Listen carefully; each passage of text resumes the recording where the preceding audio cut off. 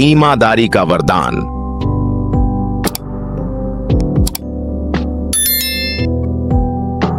बहुत समय पहले मदीना में एक व्यापारी था जो अपने व्यापार में ईमानदारी और निष्पक्षता के लिए जाना जाता था। कई व्यापारियों की तरह जो सिर्फ मुनाफे के पीछे भागते थे, वह हमेशा यह सुनिश्चित करता था कि उसका व्यापार ईमानदारी से किया जाए। वह अपने ग्राहकों को कभी धोखा नहीं देता था, हमेशा माल को सही तौला करता था और अपने उत्पादों में कोई भी खामी छुपाता नहीं था। उसकी प्रतिष्ठा पूरे शहर में फैल गई थी और बहुत से लोग उसे इसलिए पसंद करते थे क्योंकि वे उस पर विश्वास करते थे। व्यापारी होने के बावजूद उसका दिल उदारता से भरा हुआ था। वह मानता था कि उसका धन अल्लाह की तरफ से एक अमानत है और सच्ची सफलता ईमानदारी और निष्पक्षता में है। बाजार में कई व्यापारी केवल मुनाफा बढ़ाने पर ध्यान केंद्रित करते थे, कभी कभी बेईमानी से, लेकिन यह व्यापारी अपने सिद्धांतों पर अडिग था। एक दिन एक गरीब आदमी व्यापारी की दुकान पर आया। उसका चेहरा परेशान था, उसके कपड़े पुराने थे और उसके चेहरे पर भूख के निशान थे। वह कुछ कहने में हिचकिचाया, फिर उसने कहा, मेरे पास केवल कुछ सिक्के हैं, क्या आप मुझे सस्ता खाना बेच सकते हैं? व्यापारी ने उसे दया से देखा और कहा, जो तुम्हें चाहिए ले लो और जब तुम्हारे पास हो तो मुझे दे देना। गरीब आदमी ऐसी उदारता से हैरान था। एक ऐसी दुनिया में जहां ज्यादातर लोग सिर्फ अपनी संपत्ति पर ध्यान देते थे, इस व्यापारी की दयालुता बहुत अलग थी। आदमी ने उसे दिल से धन्यवाद दिया और अपने परिवार को खिलाने के लिए पर्याप्त भोजन लिया। जब गरीब आदमी चला गया, पास खड़े कुछ व्यापारियों ने इस दृश्य को नापसंद किया। उन्होंने सिर हिलाया और व्यापारी का मजाक उड़ाया, कहने लगे, तुम गरीबों की इतनी परवाह क्यों करते हो? तुम इस तरह कभी अमीर नहीं बनोगे। अगर तुम हर बार चीजें बांटते रहोगे तो तुम्हारा व्यापार ढह जाएगा। व्यापारी बस मुस्कुराया और जवाब दिया, धन धोखा देने से नहीं आता, सच्ची सफलता ईमानदारी और उदारता में है। पैगंबर ने हमें सिखाया कि एक ईमानदार व्यापारी जन्नत में नबियों और नेक लोगों के साथ होगा। मेरा लक्ष्य सिर्फ पैसे कमाना नहीं है, बल्कि अल्लाह की खुशी प्राप्त करना है। दूसरे व्यापारी हंसते हुए चले गए, सोचते हुए कि वह मूर्ख था, लेकिन व्यापारी उनकी राय से परेशान नहीं था। उसे पता था कि अल्लाह उन लोगों के लिए प्रावधान करता है जिनके दिलों में सच्चाई होती है। ईमानदारी की परीक्षा। एक दिन एक अमीर आदमी व्यापारी की दुकान पर आया और अनाज खरीदने आया। जैसे ही व्यापारी बोरी में अनाज भर रहा था, उसने कुछ खराब दाने अच्छे दानों में मिले हुए देखे। उसने तुरंत उन्हें हटा दिया और यह सुनिश्चित किया कि ग्राहक को केवल सबसे अच्छी गुणवत्ता का उत्पाद मिले।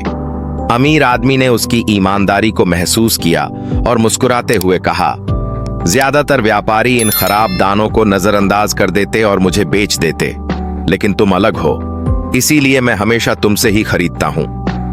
व्यापारी ने विनम्रता से जवाब दिया, ईमानदारी मेरे व्यापार की नींव है। मैं अपनी ईमानदारी को कुछ अतिरिक्त सिक्कों के बदले नहीं बेच सकता। उसकी प्रतिष्ठा बढ़ती रही और हालांकि वह बाजार में सबसे अमीर व्यापारी नहीं था, उसका व्यापार हमेशा आशीर्वादित रहा। ग्राहकों ने उस पर विश्वास किया और उसे अपने परिवार को संभालने के लिए हमेशा पर्याप्त मिलता रहा। वर्षों बाद व्यापारी अपनी ईमानदार तरीकों पर चलता रहा। एक दिन एक धनी आदमी उसकी दुकान में आया।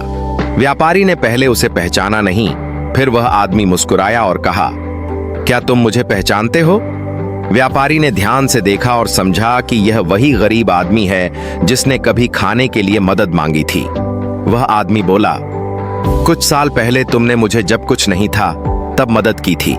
तुम्हारी दयालुता ने मुझे आशा दी। मैंने मेहनत की और अल्लाह के करम से आज मैं एक सफल व्यापारी बन चुका हूं। मैं जो भी उधार हूं वह चुका सकता हूं, लेकिन तुम्हारी दयालुता को कोई भी पैसा सही से चुका नहीं सकता। व्यापारी की आंखों में आंसू आ गए। वह आभार से अभिभूत था और कहा, अल्हम्दुलिल्लाह, यह कभी पैसे के बारे में नहीं था। अगर मेरी दयालुता ने तुम्हारी मदद की तो वही मेरे लिए सबसे बड़ा इनाम है। आदमी ने आग्रह किया, मैं तुम्हारे लिए कुछ करना चाहता हूं। मुझे तुम्हारे व्यापार में निवेश करने दो ताकि तुम्हारी दयालुता और लोगों तक पहुंच सके। व्यापारी ने स्वीकार किया और नए निवेश के साथ उसका व्यापार और भी फलने फूलने लगा। लेकिन फिर भी उसकी सफलता के बावजूद वह वही दयालु और ईमानदार व्यक्ति बना रहा जो हमेशा अपने ग्राहकों के साथ निष्पक्ष व्यवहार करता था। ईमानदारी की धरोहर ईमानदार व्यापारी की कहानी पूरे शहर में फैली और कई लोग उसकी मिसाल का पालन करने लगे। वह व्यापारियों के लिए आदर्श बन गया, यह साबित करते हुए कि ईमानदारी और उदारता सच्ची सफलता लाती है, सिर्फ इस जीवन में नहीं बल्कि आखिरत में भी। उसकी धरोहर पीढ़ी दर पीढ़ी चलती रही, क्योंकि युवा व्यापारी यह सीखते रहे कि असली संपत्ति पैसे से नहीं बल्कि ईमानदारी, अच्छे चरित्र और अल्लाह के आशीर्वाद से मापी जाती है। कहानी का नैतिक संदेश। इस्लाम हमें हमारे लेन देन में ईमानदार और निष्पक्ष रहने की शिक्षा देता है। एक सच्चा मुस्लिम हमेशा लालच से ज्यादा ईमानदारी को महत्व देता है, जैसे कि नबी करीम ने हमें सिखाया। वह धन जो ईमानदारी और निष्पक्षता से कमाया जाता है, वह उस पैसे से कहीं अधिक मूल्यवान है जो बेईमानी से कमाया जाता है। सच्ची सफलता अल्लाह की खुशी में है, क्योंकि यही सबसे बड़ी दौलत है। लाहौर की एक रोशन इतवार की सुबह थी। दरख्तों में परिंदे चहचहा रहे थे और पार्क के पत्तों में ठंडी हवा नाच रही थी। अली, बिलाल और दानिश, तीन ऐसे दोस्त जो कभी अलग नहीं होते, हमेशा की तरह आज भी पार्क में थे। उनका प्लान था कि वो पुराने बरगद के दरख्त के नीचे अब तक का सबसे बड़ा किला बनाएं। खिलौने वाली कुदालें और छत के लिए एक बड़ी नीली चादर लिए हुए वो मिट्टी खोदते जा रहे थे और हंसते हुए ये तसव्वुर कर रहे थे कि जैसे वो किसी पुरानी दुनिया के मुहक्किक एक्सप्लोरर हैं। अचानक ठन, अली की कुदाल किसी सख्त चीज से टकराई। ये क्या था? बिलाल ने झुककर पूछा। तीनों लड़के जल्दी से घुटनों के बल नीचे बैठ गए और हाथों से मिट्टी हटाने लगे। धीरे धीरे जमीन से एक जंग लगी लोहे की दरवाजा सामने आया। उस पर अजीब से नक्श बने हुए थे, ऐसे निशान जो उन्होंने कभी नहीं देखे थे। लेकिन एक लाइन साफ उर्दू में लिखी हुई थी, सिर्फ बहादुर ही अंदर दाखिल हो सकता है। दानिश की आंखें चमक उठीं। गाइस, ये तो बिल्कुल फिल्म जैसा है। अभी कोई कुछ करता उससे पहले दानिश ने गोल हैंडल पकड़ा और घुमा दिया। दरवाजा एक जोरदार चीख की आवाज के साथ खुला और उसके अंदर गहरा अंधेरा था। अंदर से ठंडी हवा का झोंका बाहर आया। क्या हम वाकई अंदर जा रहे हैं? बिलाल ने हिचकते हुए पूछा। अली मुस्कुराया। हम मुहक्किक हैं, याद है? यही तो हमारा काम है। थोड़े डर के साथ लेकिन ज्यादा जोश में तीनों लड़कों ने अपनी टॉर्चें उठाईं और संकरी सीढ़ियों से नीचे उतरने लगे, जो गोल गोल घूमती हुई जमीन के अंदर जाती थीं। रहस्यमयी सुरंग टनल की दीवारों पर चमकीले पत्थर लगे हुए थे, जो उनकी टॉर्च की रोशनी में सितारों की तरह चमक रहे थे। जैसे जैसे वो आगे बढ़ते, दीवारों पर बनी अजीब सी रोशन निशानियां चमकने लगतीं, जैसे टनल जिंदा हो और उन्हें देख रही हो। वाह ओह, दानिश ने धीमे से कहा, ये तो कमाल है। काफी देर चलने के बाद वो एक बड़े गोल दरवाजे तक पहुंचे, जिस पर हाथ रखने का स्कैनर लगा था। आजमाते हैं, बिलाल ने कहा और अपना हाथ उस पर रख दिया। एक धीमी सी गूंज सुनाई दी। दरवाजा धीरे धीरे सरकता हुआ खुला और सामने था एक बहुत बड़ा तहखाना। वहां पुराने किताबों के ढेर, खजानों से भरे संदूक, अजीबोगरीब मशीनों के नक्शे और बीच में एक पुराना धूल से ढंका हुआ रोबोट एक कंट्रोल पैनल के पास बैठा था। जैसे ही वो अंदर गए, रोबोट की आंखें चमकीं और उसकी मेटलिक आवाज गूंजी। तुमने प्रोफेसर कासिम की खोई हुई लैब ढूंढ निकाली है, तुम ही चुने गए हो। तीनों लड़के डर के मारे पीछे हो गए। क्या इसने बात की? अली ने हैरानी से कहा। रोबोट खड़ा हुआ, अपने जिस्म से धूल झाड़ी और बोलना शुरू किया। प्रोफेसर कासिम एक नायाब साइंसदान थे। उन्होंने ये सीक्रेट लैब सालों पहले बनाई थी और इसे छिपा दिया था, ताकि बहादुर लड़के इसे ढूंढें और उसका काम आगे बढ़ाएं। अब वो तुम हो।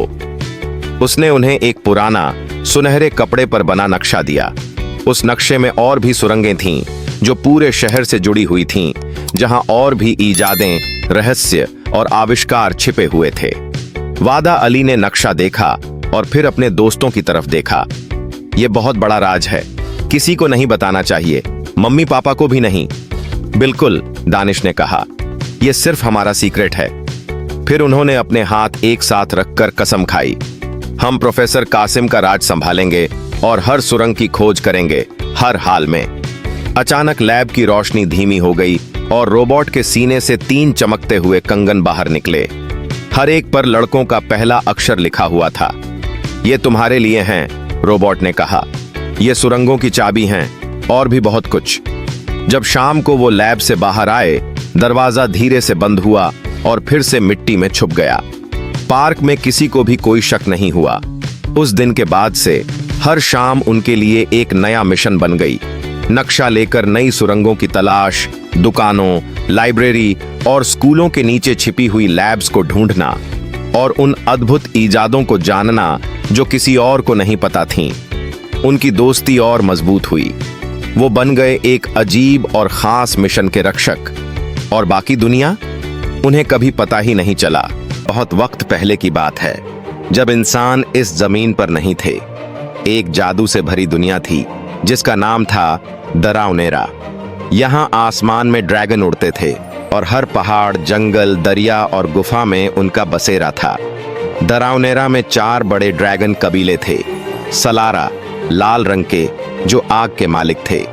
नेबिरोस, नीले रंग के, जो बारिश और तूफानों को काबू करते थे। टेरान, हरे ड्रैगन, जो जमीन, दरख्त और पहाड़ों के रखवाले थे। लूमनारा, सुनहरी ड्रैगन, जिनमें रोशनी, शिफा और अक्ल की ताकत थी। हर कबीला अपने इलाके में रहता, अपने उसूलों पर चलता और आपस में बहुत कम मिलते, मगर फिर भी दरावनेरा में अमन था। टेरान कबीले की वादी में एक अजीब अंडा मिला। ना वो लाल था, ना नीला, ना हरा और ना सुनहरी। वो बिल्कुल काला था और उससे हल्की नीली रोशनी निकल रही थी। किसी कबीले ने उसे अपनाने से इनकार किया, मगर एक बूढ़ी मादा ड्रैगन एलावरा ने उस अंडे को दिल से अपनाया। जब अंडा फूटा, एक छोटा काला ड्रैगन पैदा हुआ, झुरगाल। झुरगाल बाकी बच्चों से मुख्तलिफ था। ना वो आग फेंक सकता था, ना उड़ सकता था, ना जमीन हिला सकता था, ना रोशनी पैदा कर सकता था।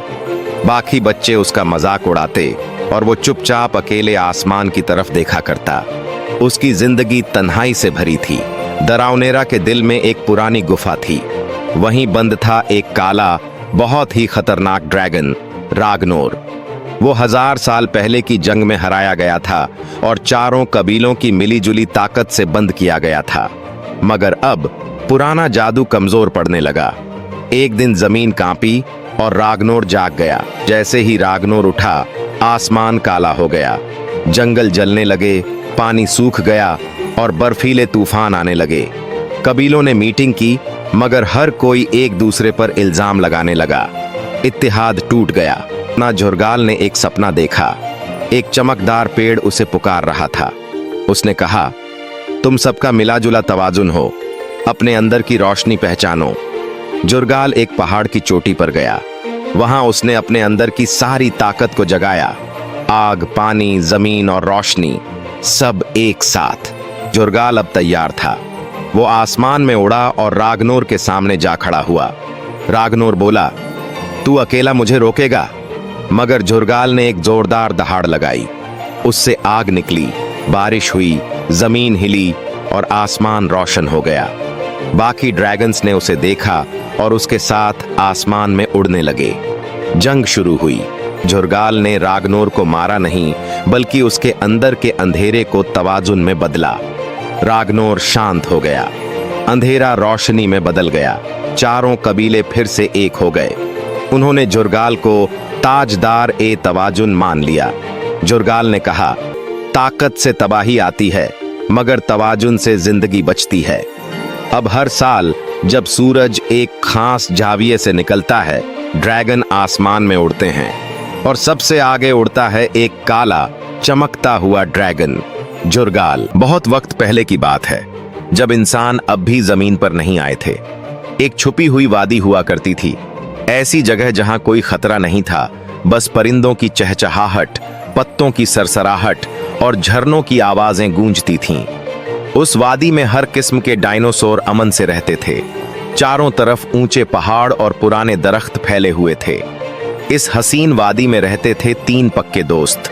ट्रिक्सी ट्राइसेराटॉप्स, होशियार, ख्याल रखने वाली और आइडियों से भरपूर रेक्स टायरेनोसोरस रेक्स, बहादुर, वफादार और ताकतवर स्पाइक स्टेगोसोरस, नर्म दिल, जिज्ञासु और हमेशा गहराई से सोचने वाला। ये तीनों न सिर्फ दोस्त थे बल्कि एक टीम थे जो हमेशा नई जगहें खोजते और दूसरों की मदद करते। एक रोज सुबह जब सोने जैसी धूप पहाड़ियों पर चमक रही थी, ये तीनों नदी किनारे खेल रहे थे। पानी में सूरज की किरणें झलक रही थीं, परिंदे उड़ रहे थे और रंग बिरंगी ड्रैगन फ्लाइज इधर उधर मंडरा रही थीं। वो लीफ टॉस नाम का खेल खेल रहे थे। तभी क्रैक, एक अजीब सी आवाज आई। सब चुप हो गए। ट्रिक्सी ने कान हिलाए। तुमने सुना? वो धीरे धीरे आवाज की तरफ बढ़े और देखा एक सफेद अंडा जिस पर हरे धब्बे थे, एक चट्टान पर धीरे धीरे हिल रहा था। अंडा गर्म था, चिकना था और नया नया लग रहा था। ओह नहीं, ट्रिक्सी घबरा गई। ये अंडा यहां नहीं होना चाहिए, इसे चोट लग सकती है। रेक्स ने सूंघा। लगता है अभी अभी दिया गया है, इसकी अम्मी इसे ढूंढ रही होंगी। स्पाइक इधर उधर देखने लगा। और अगर कोई शिकारी इसे पहले ढूंढ ले तो? तलाश की शुरुआत तीनों ने मिलकर नर्म पत्तों का बिस्तर बनाया और अंडे को धीरे से उठाकर उसकी अम्मी को ढूंढने निकल पड़े। वो हरे मैदानों से गुजरे, अंडे को संभालते हुए। रास्ते में उन्हें कई डायनासोर मिले और उन्होंने सबसे एक ही सवाल पूछा, क्या ये अंडा आपका है? पहले उन्हें एक ब्रोंटोसॉरस मिला जो आराम से पत्ते चबा रहा था। उसने मुस्कुराकर कहा, मेरे अंडे नीले होते हैं और बहुत बड़े होते हैं, लेकिन शुक्रिया पूछने के लिए। फिर वो पहाड़ी पर चढ़े जहां एक प्टेरोडैक्टिल का घोंसला था। उसने पंख फैलाए और कहा, मेरे अंडे तो पहाड़ों और दरख्तों में होते हैं, ये मेरा नहीं है। वो आगे बढ़ते रहे, कीचड़ से, अंधेरी गुफाओं से। उन्हें एक हंसमुख एंकिलोसॉरस मिला जिसने उन्हें बेर दिए। एक ऊंघता हुआ इगुआनोडॉन मिला जिसने कहा, मैं तो अंडे देता ही नहीं। और एक चिड़चिड़ा पैकीफेलोसॉरस मिला जो बिना कुछ कहे चला गया। लेकिन किसी ने भी अंडे को नहीं पहचाना। गहरा जंगल कई घंटे बीत चुके थे। सूरज ढल रहा था, आसमान नारंगी हो गया था। हम हार नहीं मान सकते, ट्रिक्सी ने धीरे से कहा। मैं थका नहीं हूं, रेक्स ने गुर्राते हुए कहा, जबकि वो साफ थका हुआ लग रहा था। स्पाइक ने आंखें मिचमिचाईं। चलो गहरे जंगल की तरफ चलते हैं, अभी वहां नहीं गए? जंगल घना था, ऊंचे ऊंचे फर्न के पौधे और चमकते हुए जुगनू थे। वो धीरे धीरे जंगल में दाखिल हुए। तभी एक हल्की सी आवाज आई, सिसकी, सिसकी, हिचकी। वो आवाज की तरफ बढ़े और देखा एक मां मैया सौरा एक झाड़ी के पीछे बैठी रो रही थी। मेरा बच्चा, मेरा अंडा खो गया, वो कह रही थी। ट्रिक्सी आगे बढ़ी। क्या वो अंडा सफेद था जिस पर हरे धब्बे थे? मां की आंखों में आंसू भर आए। हां, हां, क्या तुम्हें मिला? रेक्स ने अंडा उसके सामने रख दिया। मां ने देखा और चीख पड़ी, मेरा बच्चा! नई जिंदगी की शुरुआत। जैसे ही मां ने अंडा छुआ, फिर से क्रैक की आवाज आई। सबने झुककर देखा। अंडा धीरे धीरे फूट रहा था और फिर उसमें से एक नन्हा सा डायनासोर बाहर आया। उसकी आंखें झपक रही थीं और उसकी मुलायम हरी चमड़ी सूरज की आखिरी रोशनी में चमक रही थी। मां की आंखों से आंसू बहने लगे। उसने अपने बच्चे को नर्म से छुआ। तुम लोग मेरा बच्चा वापस लाए, उसने धीमे से कहा। आज तुमने एक जान बचाई है। सितारों के नीचे जश्न। उसी रात उस मां डायनासोर ने तीनों दोस्तों को दावत पर बुलाया। ट्रिक्सी और स्पाइक ने मीठे पत्ते और फूलों का खाना खाया। रेक्स को उसके मनपसंद बड़े रसीले फल मिले। सब हंसे, किस्से सुनाए और वादी के ऊपर तारों को निहारा। उस दिन से ट्रिक्सी, रेक्स और स्पाइक की बहादुरी की कहानियां पूरी वादी में फैल गईं। और वो नन्हा डायनासोर, वो प्यार में पला बढ़ा और उसे हमेशा ये कहानी सुनाई जाती रही, उन 3 डायनासोरों की जिन्होंने कभी हार नहीं मानी। खत्म। अगर आपको हमारी कार्टून कहानी पसंद आई हो तो हमारे चैनल को सब्सक्राइब करें और बेल आइकन को दबाएं ताकि हर आने वाली कार्टून कहानी सबसे पहले आप तक पहुंच सके। थैंक्स।